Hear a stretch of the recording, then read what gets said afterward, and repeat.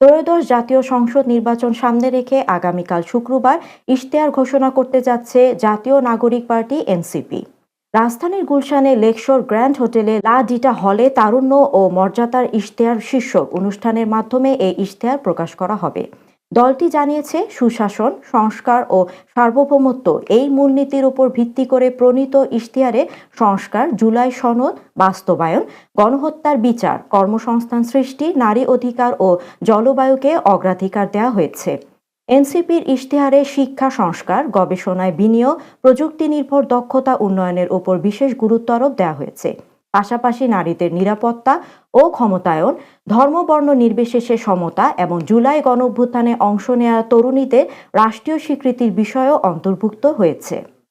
এনসিপির নির্বাচনী মিডিয়া উপকমিটির প্রধান মাহবুব আলম জানান, সময়োপযোগী ও বাস্তবমুখী এই ইশতেহার নতুন বাংলাদেশ গঠনের রূপরেখা তুলে ধরবে।